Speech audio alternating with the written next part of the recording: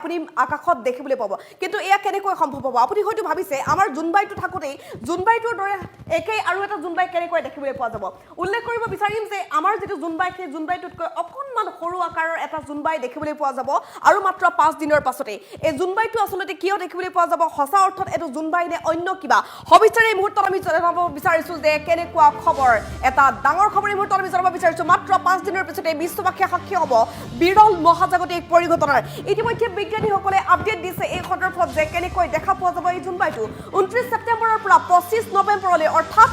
সম্পূৰ্ণ এটা মাহ আপুনি দেখিবলৈ পাব এই দৃশ্য প্ৰকৃততে এটা এষ্ট্ৰয়েড প্ৰৱেশ কৰিব পৃথিৱীৰ বায়ুমণ্ডলত আৰু বায়ুমণ্ডলত প্ৰৱেশ কৰাৰ লগে লগে সকলোৱে দেখিবলৈ পাব এষ্ট্ৰয়েডটো 2024 PT5 নামৰ এষ্ট্ৰয়েডটো দৃশ্যমান হ'ব পৃথিৱীৰ পৰা কাৰণ পৃথিৱীৰ মধ্যাকৰ্ষণ শক্তিয়ে কক্ষপথলৈ লৈ আনিছে এই এষ্ট্ৰয়েডটো সম্পূৰ্ণৰূপে বায়ুমণ্ডলতে থাকিব আৰু যাৰ ফলত আমি খালি চকুৰে দেখা পাম এষ্ট্ৰয়েডটো নাছাৰ তৰফৰ পৰা ইতিমধ্যে প্ৰকাশ কৰা হৈছে এই তথ্য তেওঁলোকে এই সন্দৰ্ভত এখন বিশেষ নটিচ জাৰি কৰিছে এই সন্দৰ্ভত তেওঁলোকে বাৰ্তা দিছে সকলোলৈ এই এষ্ট্ৰয়েডটো সৰু চন্দ্ৰ বুলি উল্লেখ কৰা হৈছে বিজ্ঞানীসকলৰ তৰফৰ পৰা আৰু সেইভাবে কোৱা হৈছে যে আৰু এটা মুন আমি দেখিবলৈ পাম আকাশত প্ৰায় দুমাহ ধৰি সৰু চন্দ্ৰমা দেখা পোৱা যাব পৃথিৱীৰ পৰা আৰু বিশেষ টেলিস্কোপৰ সহায়তে এই সৰু চন্দ্ৰমা দেখিবলৈ পোৱা যাব আৰু বহু ঠাইৰ পৰা খালি চকুৰে দৃশ্যমান হ'ব বুলি জানিব পৰা গৈছে এই চন্দ্ৰমাটো মহাকাশ বিজ্ঞানী তথা জ্যোতিৰ্বিজ্ঞানী অধ্যয়ন কৰিব সৰু চন্দ্ৰমাৰ বিষয়ে ইতিমধ্যে তেওঁলোকে ৰিচাৰ্চ আৰম্ভ কৰি দিছে এই সৰু চন্দ্ৰমাৰ বিষয়ে আৰু মাত্ৰ 5 দিনৰ পাছতে বিশ্ববাসীয়ে সাক্ষী হ'বলৈ গৈ আছে এক বিৰল মহাজাগতিক পৰিঘটনাৰ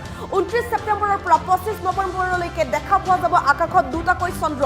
কিছু প্ৰান্তৰ পৰা আপুনি একেটা সময়তে একেটা দিশতে এই চন্দ্ৰমা দুটা দেখিব কিছু প্ৰান্তৰ পৰা এই চন্দ্ৰমা দুটা আকাশৰ ইটোমূৰে সিটোমূৰে অলপ বেলেগ দেখিবলৈ পাব আৰু কোনোবাই হয়তো এই চন্দ্ৰমা দুটা মধ্য আকাশত দেখিবলৈ পাব মুঠৰ ওপৰত এই চন্দ্ৰমা দুটা আকাশত একেলগেই দেখা পোৱা যাব আমাৰ যেটো জুনবাইটোৰ দৰে আপুনি একেই দেখিব কিন্তু অৱশ্যে সেইটো জুনবাই নহয় এটা এষ্ট্ৰয়েড এই কথা উল্লেখ কৰা হৈছে আৰু এই এষ্ট্ৰয়েডটো বায়ুমণ্ডলত প্ৰৱেশ কৰিব আৰু বহু বছৰৰ মূৰত এনেকুৱা এটা ঘটনা ঘটিবলৈ গৈ আছে আৰু যাক আমি এক বিৰল মহাজাগতিক পৰিঘটনা বুলি ক'ব পাৰো আৰু ইতিমধ্যে এই এষ্ট্ৰনমিকেল ইভেন্টৰ বিষয়ে আপডেট দিছে নাছাৰ বিজ্ঞানীসকলে আৰু ইয়াৰ পাছতে বিজ্ঞানীসকলে বৰ্তমান ৰিচাৰ্চ কৰা আৰম্ভ কৰি দিছে যে আমাৰ যেটো জুনবাই আমি যেটো আকাৰত দেখা পাওঁ পৃথিৱীৰ সকলো প্ৰান্তৰ পৰা জুনবাইটোৰ আকাৰ অলপমান বেলেগ হয় সেই কথা সকলোৱে জানে যেনেকৈ সূৰ্যটোৰ আকাৰো সকলো প্ৰান্তত একেই নহয় যিবোৰ শীতপ্ৰধান দেশবোৰত সূৰ্যটোৰ আকাৰ অকণমান সৰু